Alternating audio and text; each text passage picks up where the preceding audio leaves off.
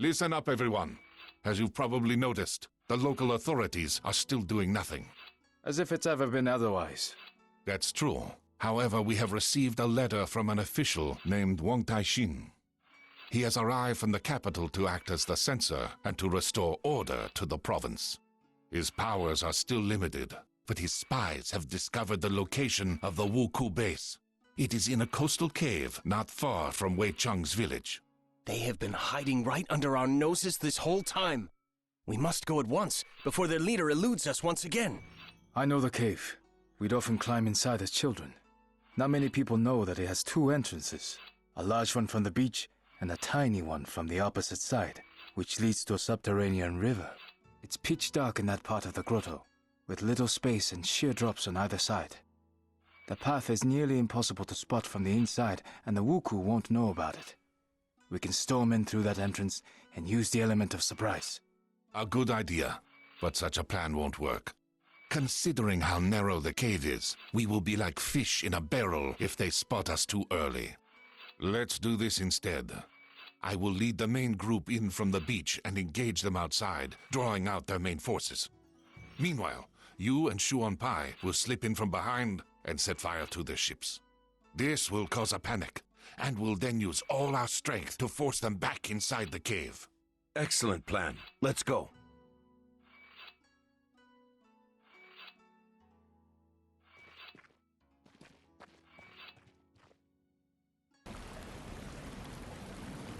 Shuanpai, are you alright? It appears that the pirates found out about this passage and set a trap in the water. The blade has gone straight into my stomach. Damn. I must call for help. Maybe the others haven't launched the attack yet.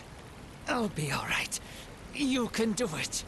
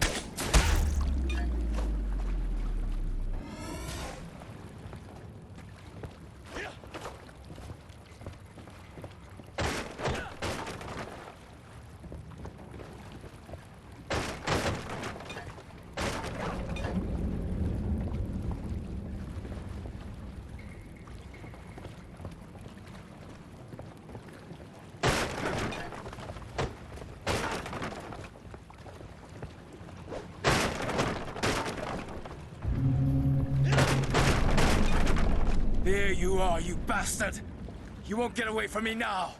I was not going anywhere. Wait, you're a woman?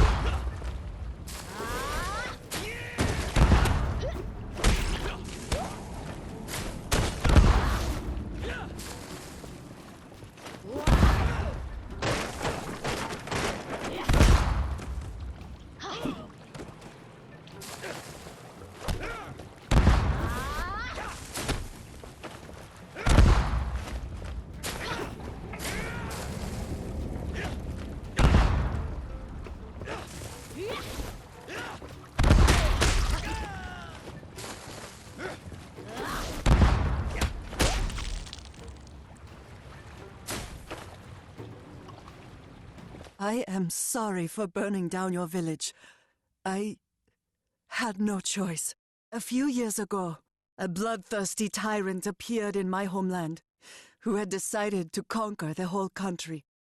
My father stood against him and fell by the walls of our castle, together with our whole clan. I wanted to launch myself at my foes and die for my family's honor. But I realized that if I died, so would the memory of our clan. I gathered a handful of samurai most loyal to my father and went into exile. I swore that one day I would restore our clan. A fascinating story, but what does it have to do with the murder of hundreds of people? Your deaths were supposed to pay Fudo for the resurrection of my clan. Forgive me, father. I have failed.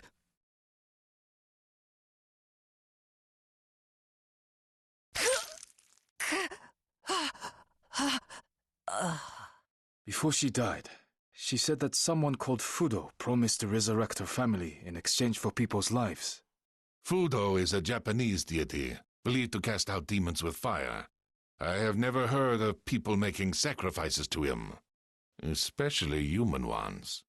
Do you think we're dealing with a cult? I don't know yet, but something tells me that there is a person behind the name.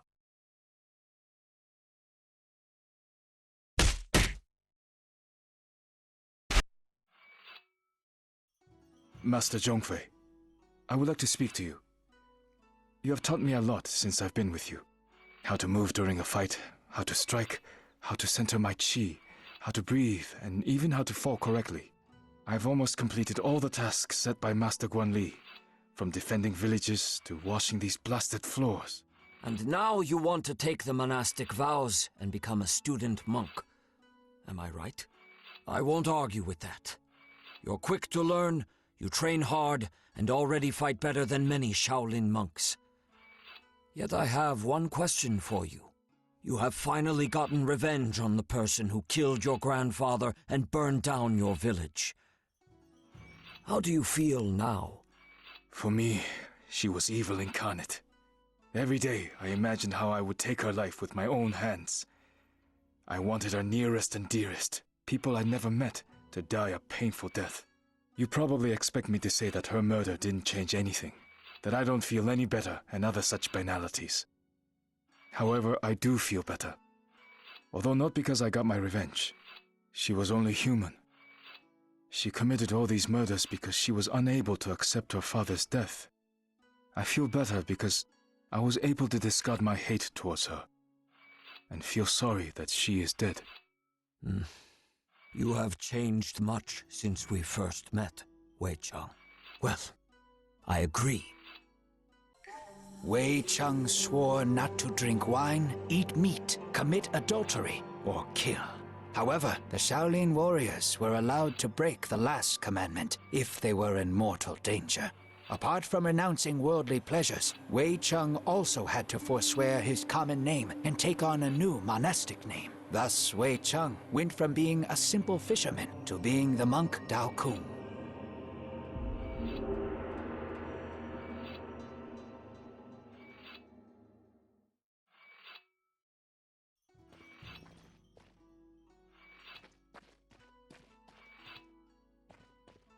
Teacher Zhongfei, why is my new name so similar to Dao Shan's name? The name of every new Shaolin monk is made up of 3 parts. The first, She, indicates that the monk belongs to our temple. We don't usually pronounce that part. The second part is taken from a strict order of names described 300 years ago in the poem by Abbot Fuyu. It is the same for all the students of one teacher, so my followers are always called Dao. The third part is unique for every monk, and is made up by the teacher. Let's move on to more pressing matters. Now that you are one of us, I would like to teach you another one of our techniques. Not many people know of it, and even less can do it. It is based on being able to completely control your chi. We usually start teaching it after months of preparation and meditation, but we don't have enough time right now.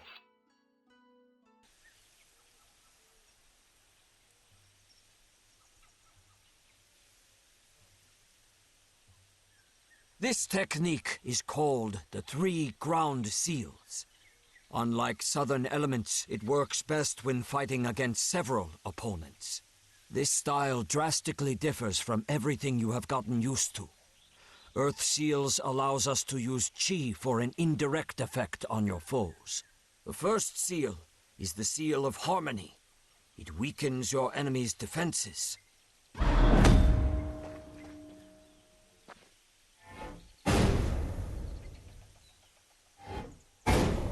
The second seal is the Seal of Levity, which lifts opponents into the air.